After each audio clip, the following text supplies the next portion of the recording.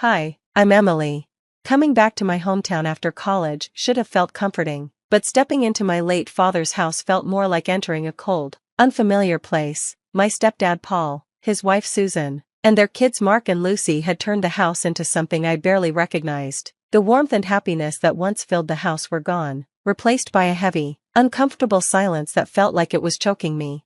"Make sure you clean up after yourself. We don't need more mess around here," Susan said sharply as I pulled my suitcase toward my old room. Lucy stared at me like I was some unwanted guest, whispering just loud enough for me to hear. "Why is she even back? Didn't she get the message to stay away?" Mark didn't even bother pretending to be nice, sneering as he walked past me. "Guess college didn't work out, huh? Came crawling back?" It hurt. These were supposed to be the people who were my family. My dad had married Susan after my mom died when I was just a child. He always hoped Susan and I would get along, and that her kids would be like siblings to me, but after he died suddenly last year, any sense of family disappeared with him. I mostly kept to myself, spending time in my room or hanging out with friends, but the more I tried to avoid problems, the more they pushed me out. They moved my things from shared spaces, threw away my food by accident, and made sure I felt like a stranger in my own home.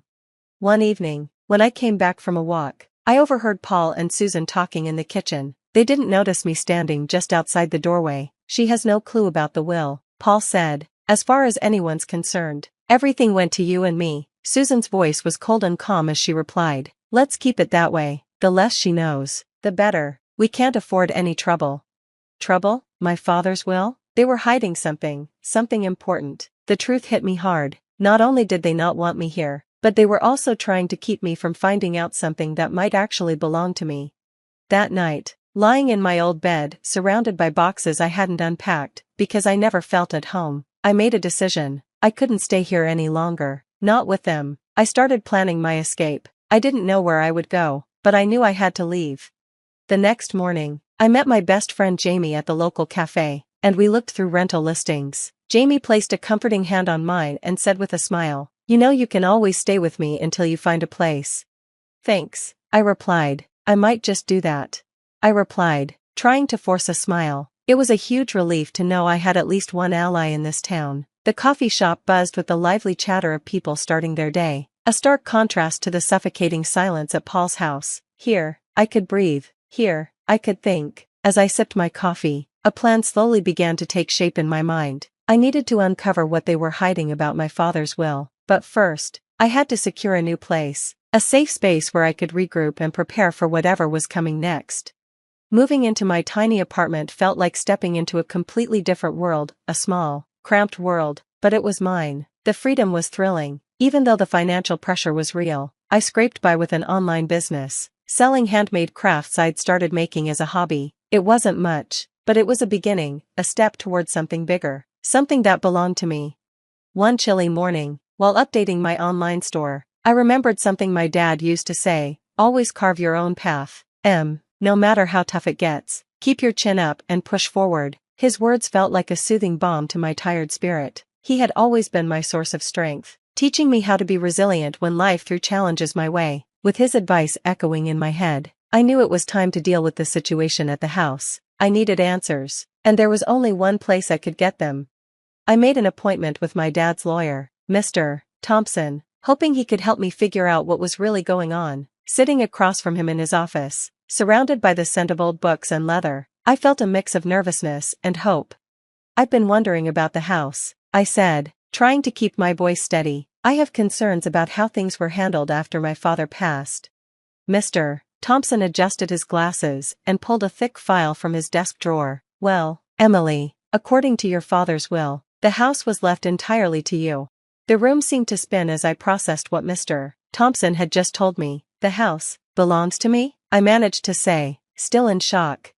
"Paul may have had other ideas," Mr. Thompson replied calmly, "but your father was very clear in his intentions. Here, take a look for yourself." He handed me a copy of the will and pointed to a specific clause. My hands trembled as I read it, seeing my father's words written out, a clear confirmation of what should have been mine all along. The drive back to my apartment was a blur of emotions: anger, relief, determination, all swirling inside me like a storm. I thought about the days I'd spent with my dad in our backyard, him teaching me how to negotiate, how to stand my ground, and never let anyone push me around. You've got to stand tall, Emily, he would say, no matter what. Armed with the truth and my father's lessons, I knew what I had to do. This wasn't just about the house anymore. It was about exposing Paul for the liar he was and for dishonoring my father's memory. That night, I began gathering everything I needed: evidence of Paul's deceit, proof of my rightful claim to the house, and a plan to confront him. I reached out to a few of my dad's old friends who might support my case, and I started documenting everything. I also called Susan, hoping to gauge whether she was aware of what Paul had been doing or if she was involved. Her guarded tone and evasive answers only made me more determined. Things aren't always what they seem, Emily, she said cautiously, with a trace of unease in her voice. No, they're not, I replied, my voice hardening, and soon, everyone will see things for what they really are. As I hung up, a mixture of nerves and resolve settled over me. This wasn't just about fighting for a house, it was about defending my father's legacy, and I was ready.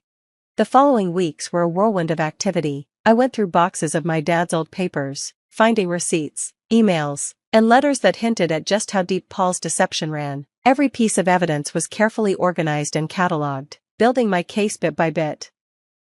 One evening, while sifting through a box labeled tax documents, I found a letter from a family friend, Mr. Henderson, addressed to my father. The letter detailed a conversation with Paul, where Paul had openly stated his plan to convince everyone that the house should belong to him and Susan after my father's passing. It was the smoking gun I needed.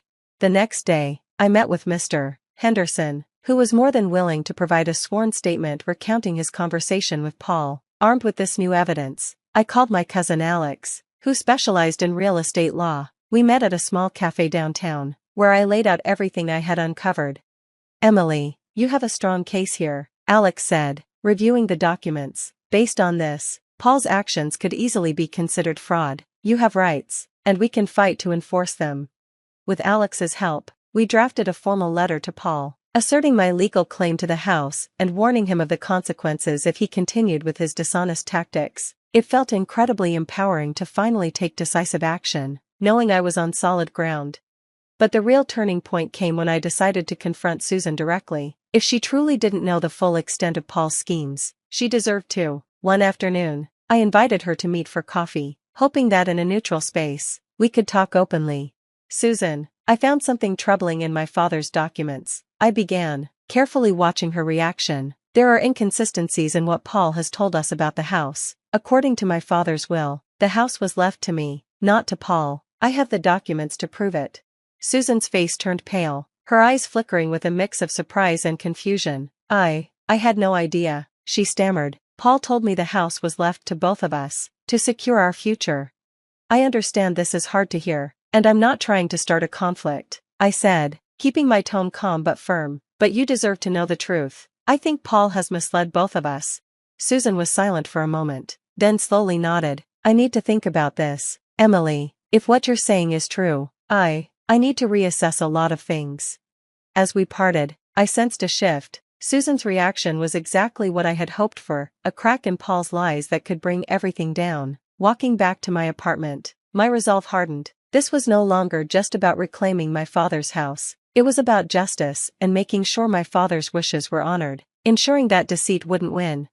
The day of the confrontation felt like the climax of a storm that had been brewing for months. I had everything prepared, the evidence neatly organized in a folder, testimonies from key people, and most importantly, the support of my friends and family. I invited Paul, Susan, and their kids over under the pretense of discussing family matters.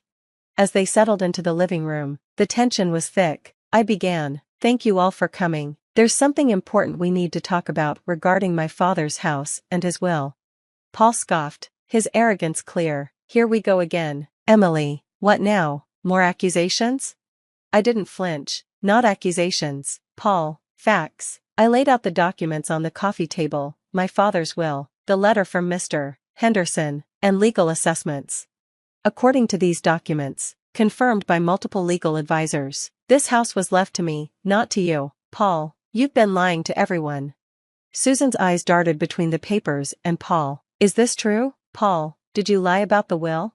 Paul's calm exterior cracked, his voice rising in desperation. "It's not like that, Susan. I did it for us. For our future. But Susan wasn't buying Paul's excuses. Her expression hardened as she fully turned to face him, her decision clear in her eyes. Lying about this? What else have you lied about, Paul? I can't do this anymore. She stood up, taking Mark and Lucy by the hands. We're leaving. I need to think about what's best for the kids and me.